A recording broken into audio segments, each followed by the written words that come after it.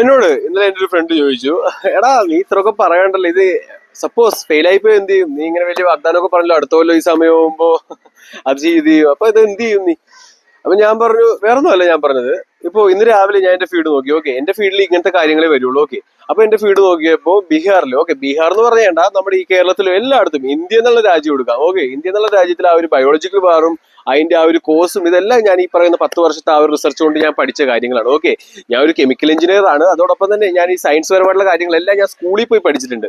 പക്ഷെ അതിലൊന്നും zero, okay, zero knowledge ആണ് എനിക്ക് കിട്ടിയത്. ഓക്കെ, അതായത് എനിക്ക് അതിൽ നിന്ന് ഒന്നും കിട്ടിയിട്ടില്ല. കെമിക്കൽ എഞ്ചിനീയറിംഗ് ആണെങ്കിൽ ഒന്നും കിട്ടിയിട്ടില്ല.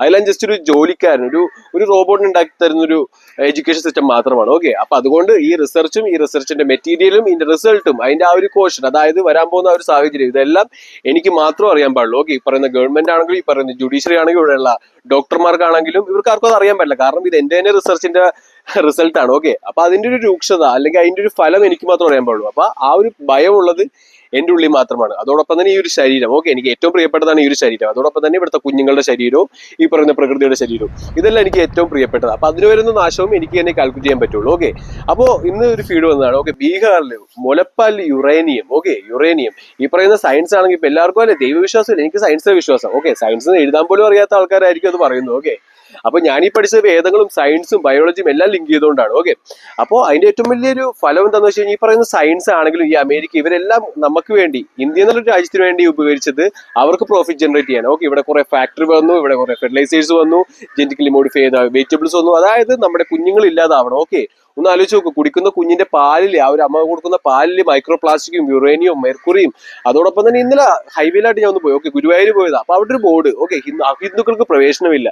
അപ്പോൾ വിഡ്ഢികൾ ഇപ്പോഴും ഇതിന്റെ പുറകെയാണ്. ഓക്കെ, ജാതിഭേദവും മതവിദ്വേഷവും അതോടൊപ്പം തന്നെ LDF UDF BJP എന്ന് പറഞ്ഞ് നടക്കുന്നത്. അപ്പൊ പക്ഷെ അവരുടെ കുഞ്ഞുങ്ങളുടെ ശരീരം നശിപ്പിക്കുന്ന കാര്യമൊന്നും അവർ അറിയുന്നില്ല. അത് തന്നെയാണ് അവർ ഏറ്റവും യൂസ് ചെയ്തൊരു കാര്യം. ഓക്കെ, ബ്രിട്ടീഷുകാർ വന്നപ്പോൾ ഇത് തന്നെയായിരുന്നു. ഓക്കെ, നമ്മളെല്ലാം പരസ്പരം തല്ലി നടന്നുകൊണ്ട് അവർക്ക് പെട്ടെന്ന് കൺക്യൂർ ചെയ്യാൻ പറ്റി.